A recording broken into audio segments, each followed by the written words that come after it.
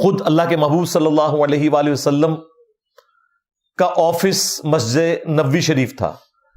نہ صرف مسلمانوں سے ملتے تھے بلکہ نان مسلمز بھی آپ صلی اللہ علیہ وآلہ وسلم کو آ کر مسجد نبوی شریف کے اندر ملا کرتے تھے. نہ صرف حرم مدینہ میں، مسجد نبوی کے اندر. اس میں ایک مشہور واقعہ جو صحیح بخاری اور صحیح مسلم کے اندر ملتا ہے،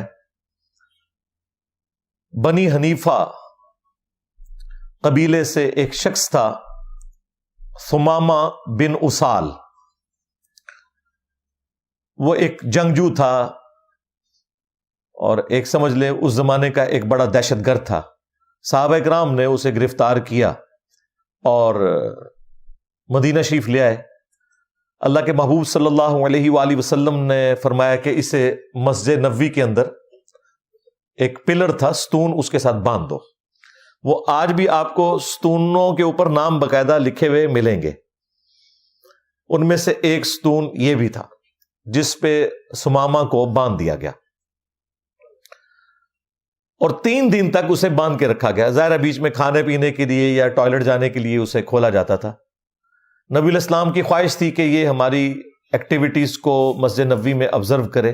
ہو سکتا ہے اس کا دل اسلام کے لیے اللہ تعالیٰ مائل کر دے، سینہ کھول دے. ایک دن جب گزرا تو نبی الاسلام اس سے مخاطب ہوئے اور پوچھا کہ تیرے ساتھ کیا معاملہ کیا جائے، بتا.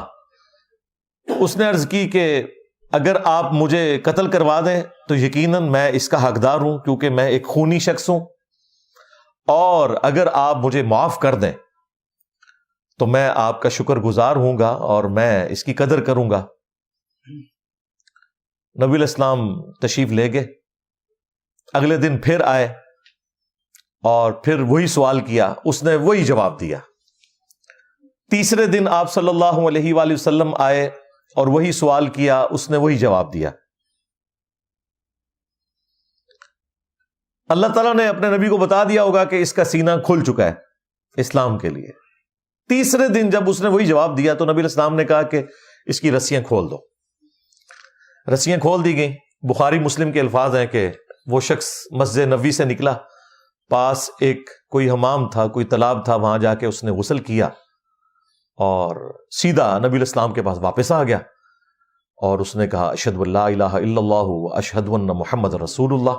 میں گواہی دیتا ہوں کہ اللہ کے سوا کوئی معبود نہیں، اور میں گواہی دیتا ہوں کہ محمد صلی اللہ علیہ وآلہ وسلم اللہ کے بندے اور اس کے رسول ہیں. اس نے اسلام قبول کر لیا اور پھر اس نے کہا یا رسول اللہ صلی اللہ علیہ وآلہ وسلم، آج سے پہلے میرے دل میں کسی بھی چہرے کے لیے اتنی نفرت نہیں تھی جتنی آپ کے چہرہ مبارک کے لیے تھی، لیکن آج اس روئے ارض پہ آپ کے چہرے سے بڑھ کر مجھے کوئی اور چہرہ محبوب نہیں ہے. آج سے پہلے مجھے آپ کے دین سے بڑھ کر کوئی مردود شے نہیں تھی، لیکن آج کے دن مجھے اس دین سے بڑھ کر کوئی محبوب دین نہیں ہے.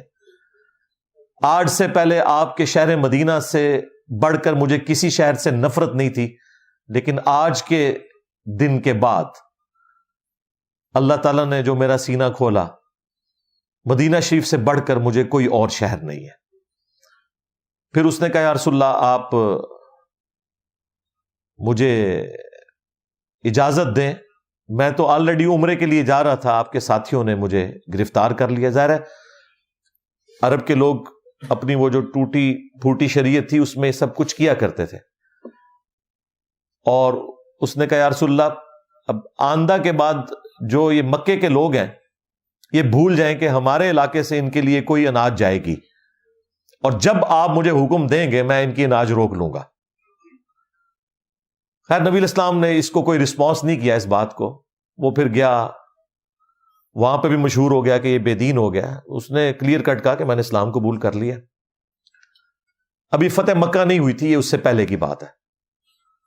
پھر خیر وہ اپنے علاقے میں گیا، اس نے غلہ وغیرہ بھی روک دیا، ان کا تجارت کا جو سلسلہ تھا. پھر مشرکین عرب نے نبی علیہ السلام کو ریکویسٹ کی، پھر آپ علیہ السلام نے اس کی طرف ایک قاصد روانہ کیا کہ یہ کام نہ کرو، یعنی دعوت کے لیے ظاہر ہے یہ چیز ہرڈل ہے، اور نبی اسلام کے اخلاق بھی اعلیٰ درجے کے تھے، تو آپ نے کہا کہ یہ جو تجارتی معاملات ہیں وہ اسی طریقے سے مشرکین عرب کے ساتھ تم جاری رکھو۔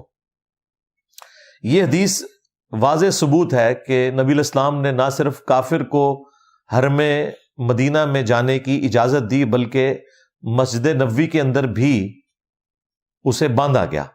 لہذا جو پاکی ناپاکی کے جو مسائل ہیں یہ مسلمانوں سے متعلقہ ہیں، نان مسلم کے اوپر ہماری شریعت اپلائی نہیں ہوتی۔ اس کے علاوہ صحیح بخاری اور صحیح مسلم میں جو نجران کے کرسچنز پادریوں کے ساتھ جو مباہلہ والا معاملہ ہوا تھا، جو نبی الاسلام کی خدمت میں حاضر ہوئے، وہ بھی حرم مدینہ کے اندر ہی آئے تھے۔